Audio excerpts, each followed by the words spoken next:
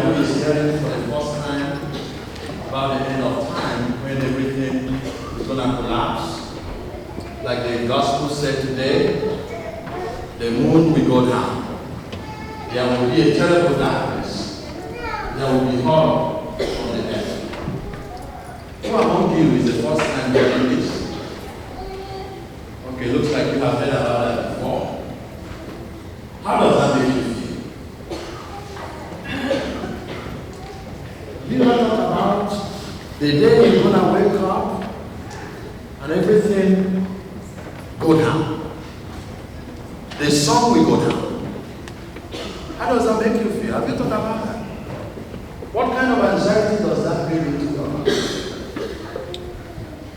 You sleeping on it? Okay.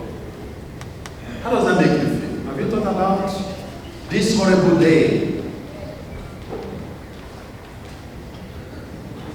It makes you feel bad. By George? No? Children.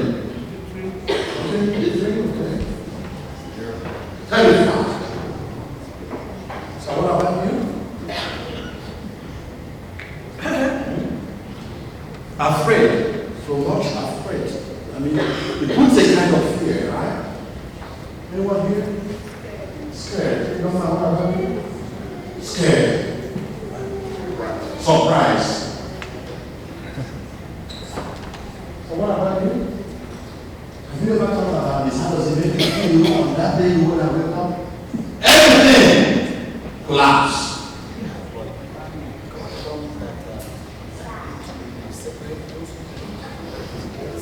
Yeah, but how is that making you feel? Because it's going to be a horrible day. The day you're going to wake up and all the money that you have in bank, you can't even have the opportunity to go and get your money. I mean, how does that make you? All this money you have been laboring for. You have no access again, because you're going to call the bank and you know what they're doing. How is that going to make you feel?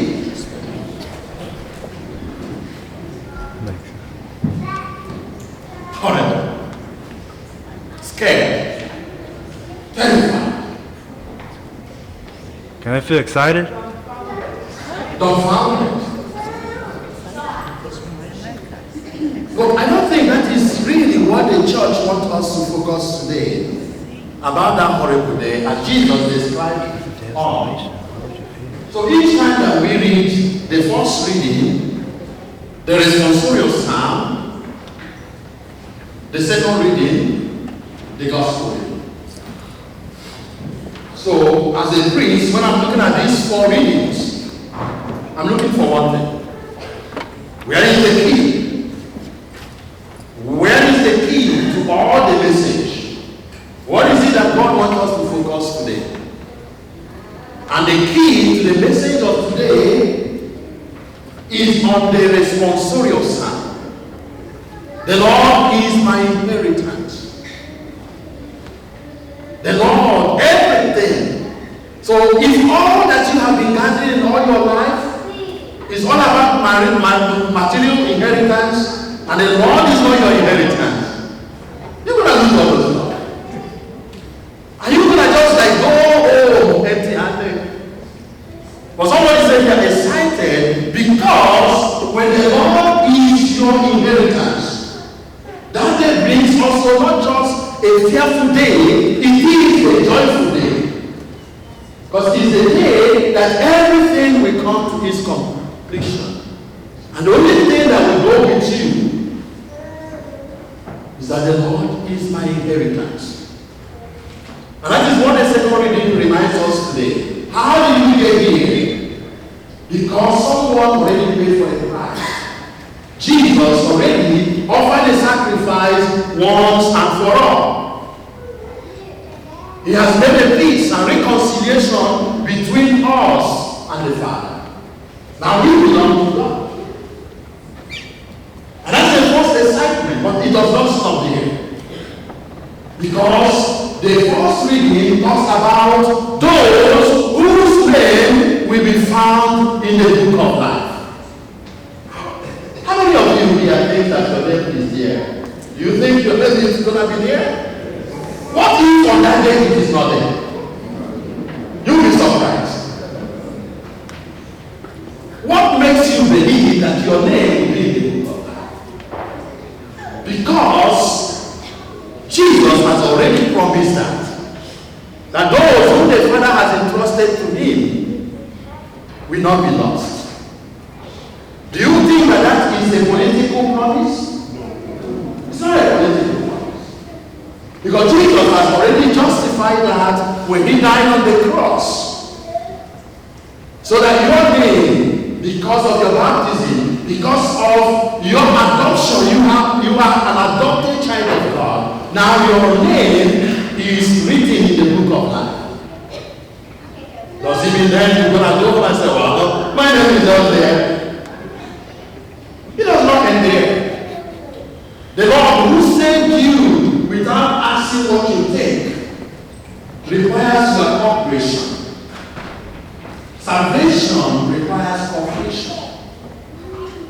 So that we do not just go home or take it for granted and say, well, Jesus has done everything I need to do. There is nothing for me to do. Salvation is not the work of human beings. It is the gift of God that requires a cooperation. A gift that has been given to you and I, but it requires an active yes every day. Thank you. What is it that the Lord requires of us? We see that also in the first reading today. He says, those who lead others to salvation, those who lead others to justice, will shine like a star.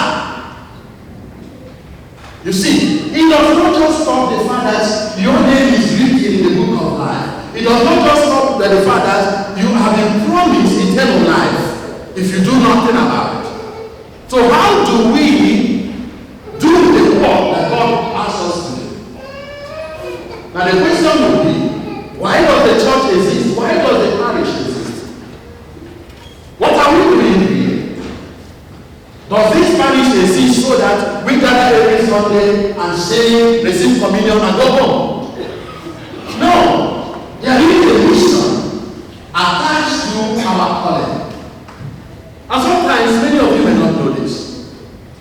As a priest, I have seen God that is active. God is doing everything to make sure that those whose names are not in the book of life have the opportunity to be in the book of life. And how does God do that? Through your yes. A couple of weeks ago, I was in my office after the daily mass.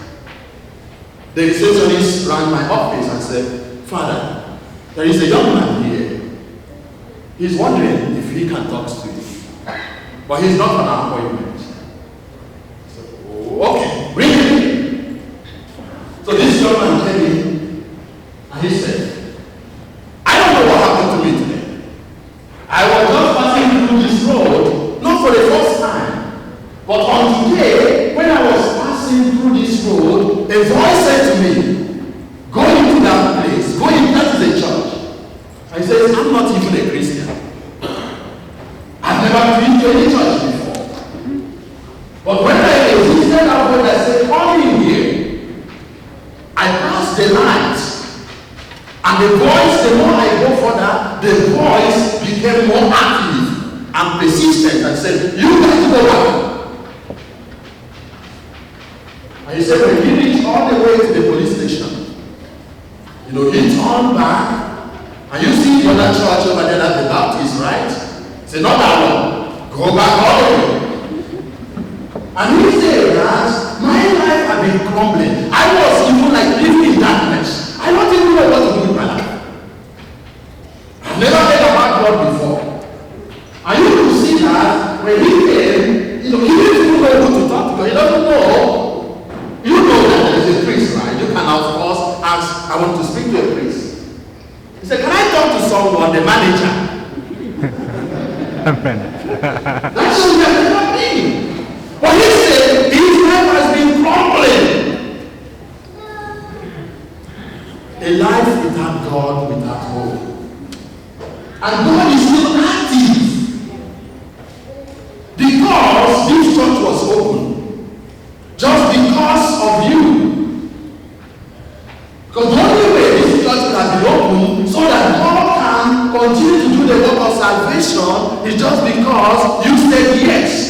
continue to do your part. Because you are the part of salvation. Those who lead others to salvation. How do you lead others to salvation? By saying yes. Each time at the parish when we gather, we do our own part and leave the part to God. So the work of salvation is not just only for those of us who are baptized. Think about those who have never heard about Christ. And that day, for the first time ever in his life, he heard about Jesus. I told him about what Jesus has done, and he said, "Can this also be for me?" Oh yeah, it can be for you. So if I tell you everything that the Lord does, not just because of this little one, a lot of them, what about in the confession? Do you know that God is active, making sure that he brings people to the book of life? But he needs you and I. You do not know them. So when we gather here and we ask you to do something, I say, well, I thought that God pays the bill. Thinking how much God has sent you, the last check God sent from heaven, how much was that? Did God send a check? He said yes. I don't know now, I don't even responsible because I have never seen God writing a check. To say, no, I didn't say this check is for paying the light bill. I never seen the check. Or you send the check. God does the work of salvation through you and I. That's what I'm trying to say. When this church is open, when we do our part, God is also active, bringing people to salvation. And that is the way you're going to shine on the last day. Little things. On that day, when you're going to stand before God, it is not just about the sins that you never committed. God is going to ask you the good that you did.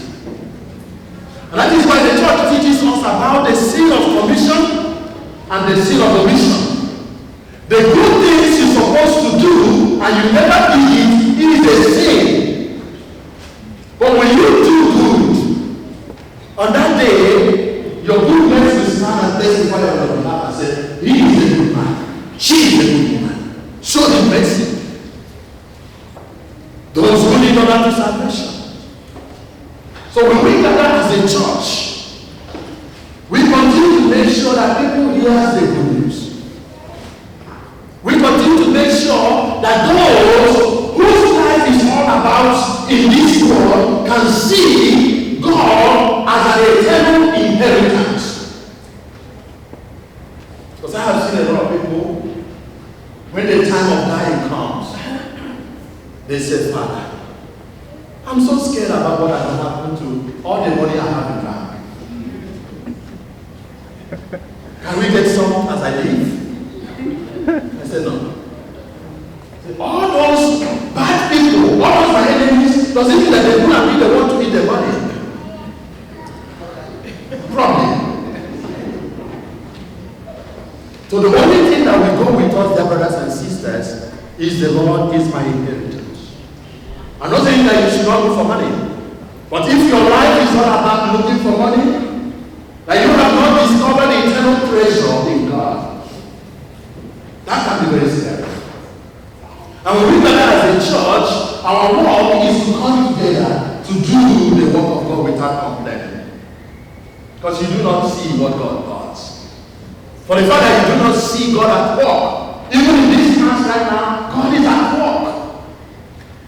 If we have to shut down because we can't pay the bills, then we are shutting the door, we are shutting God out of the door and say, well, let the work of salvation stop. Because Jesus, who have already died on the cross, still needs to win people all over. There are a lot of people who are still in the camp of the devil. But it is the will of God that they come to the knowledge of the good news of Jesus Christ. Through you and I, you are an instrument of God. And that is what brings fulfillment and joy. So the last day, there should not be a scary game. It is a day of paying back. Now you understand that all your efforts, no matter how little it is, will never go in vain. You will be surprised on that. The little things that you did to say, let the work of God continue, will come on that day and testify on your behalf and say, well, he or she has so many sins, but God also considered these good works. And that's what the Lord is all about. The good that you will do, that you continue to do, we testify. Because through your goodness, others were able to hear the good news. And that is what we are being reminded today, never to stop doing good. Never stop being partners with God. We are partners with God. When we do our own part, God definitely will do his own part. And that's what we are being encouraged, dear brothers and sisters, today. Be reminded that no good works will go unnoticed. No good effort, no matter how little it is. And be careful for those who discourage others and say, be careful. All of us are into this together. Because on that day, we don't want to regret and say, well, I will have done A, Y, and Z. And but when we come together as a parish, as a church, you all need to contribute some minor contribution. Give others the opportunity as well to be drawn closer to God. So my prayer for each and every one of us today, as we come towards the end of this liturgical year, the end of times should not bother you. I know many of you have already blessed their candles, blessed their salt, and blessed their water and tea. No, you don't need those things. You don't need the candle for that. Because the light of Christ will continue to shine through you. That's all you need.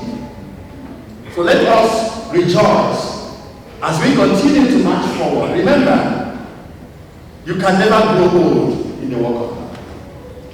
You can never say, well, I'm now old, I can't do the work of God anymore. It's not true. Allow God to use you always as an instrument of grace.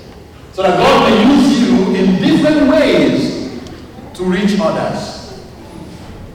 And by doing so, you have a testimony that will stand before you, before God on that day, and say, God, he is a good person. She is a good person. Look at all the good things he or she